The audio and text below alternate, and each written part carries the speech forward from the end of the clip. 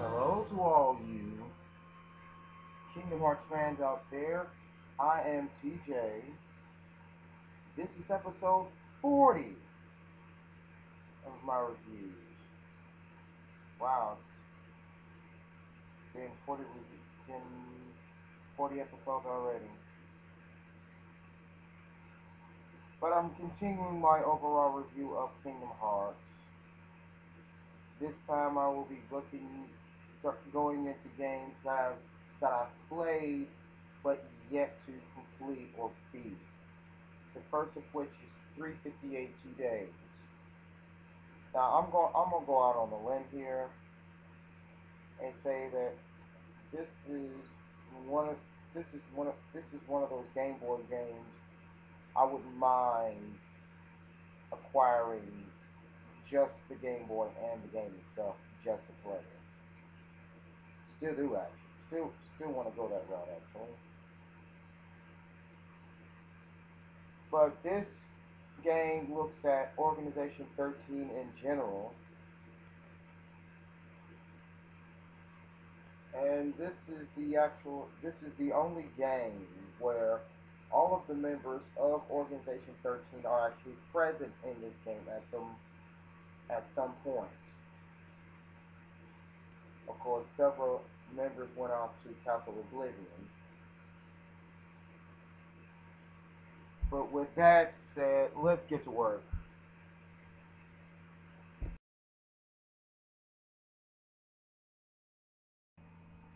Since I've yet to actually complete Kingdom Hearts 358 Days, I'm gonna be looking at the strategy guide, or strategy guide via www.ign.com throughout this part of the review. I ain't gonna say that line. I played it, but I haven't. I've yet to complete it. So that tells me that I need to get on the ball and get me a Nintendo DS and actually pick up both Birth by Sleep and then again with Dream Drop Distance on the 3DS, just to keep up with changing times. But getting right to work here, as you can see, the primary story, even though it involves Organization 13 in this, revolves around Roxas and his time in the organization. Now, during this time, or over the course of Roxas' time in Organization 13, Roxas befriends a man by the name of Axel, who is also known as the Flurry of Dancing Flames. Yeah, I got that right. These two basically become what we would refer to as best buddies. I scratch your back, you scratch mine. That sort of teamwork. Now, I could be wrong about this, but throughout Rox's tenure in Organization 13, every other member of Organization 13 spends time with Roxas before they go off and do their own separate thing. Of course, Xemnas being the overall superior of the Nobodies, and according to some, the god of nothing, he assigns each other organization member a specific task,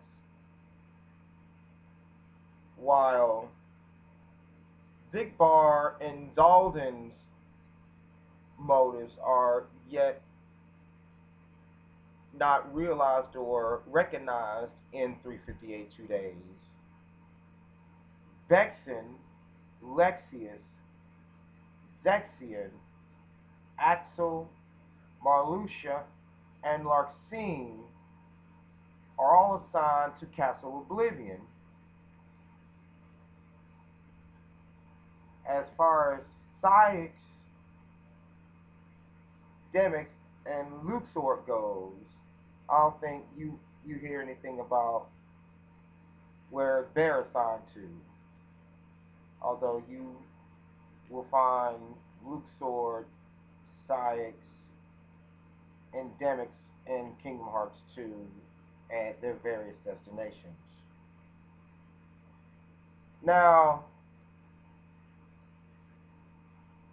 I would I would assume after you after you get through the couple of missions, you're gonna see a 14th member of the organization by the name of Xion. Much like Roxas, Xion wields a Keyblade. Now, at first, Roxas and Axel don't really know much about Xion, but as time goes on, they discover that Xion is a imperfect clone of Roxas, and what it all boiled down to was that Xion was basically a imperfect clone of Sora. So there was Sora, Roxas, which is Sora's nobody, and Xion, I have reason to believe, was Roxas's imperfect nobody. Now, much like Kingdom Hearts 2 with your party's limit break combos, every organization member in this game has a limit break combo of their own. Well, with the exception of Roxas and Xion, I think they share the same kind of limit break combo. Now, over time, or no, during the course of this game, both both Roxas and Xion will run across Riku, who is still donning the Organization 13 cloak. Now, at some point, Axel, under under the orders of Xemnas,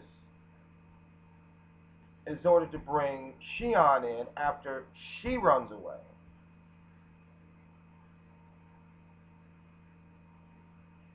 And shortly after Xion is captured, Roxas falls into a deep coma.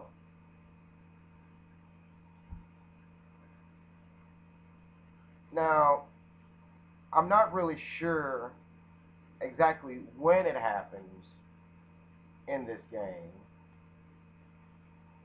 but I do know that at some point, Xion learns about Xemnas' true intentions and realizes who she truly is. And while on top of the clock tower at the station in Twilight Town, she reveals her true self to Roxas, which as to it, Xion is given the charge of actually absorbing Roxas into her own being.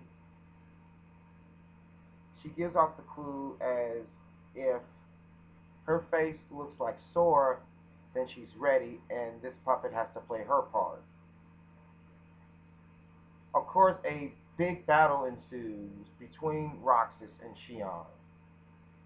Roxas ultimately defeats Xion and starts to disappear. Now, as she disappears, she gives Roxas the charge of actually setting Kingdom Hearts free from the clutches of Xemnas and Organization 13. To this much, Roxas charges fearlessly to the castle that never was to set Kingdom Hearts free, but it's stopped by Riku. The two have an intense battle. Riku ends up losing the first round against Roxas, seeing that he wa- he's trying to keep Sora in one piece. Riku finally accepts that yet there's darkness in his heart and actually yields to that darkness in his heart and takes under the guise of Ansem, captures Roxas, and brings him back to Diz.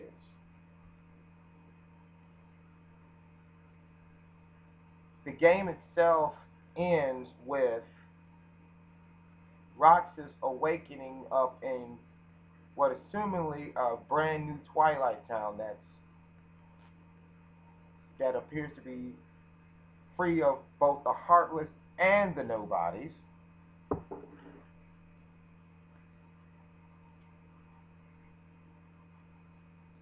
I'm gonna go on the record and say that if I actually had this game and actually completed it, beaten it, I'll probably give you a little bit more of a detailed walkthrough, detailed review of this game. But that's how it is. That's gonna do it for this episode.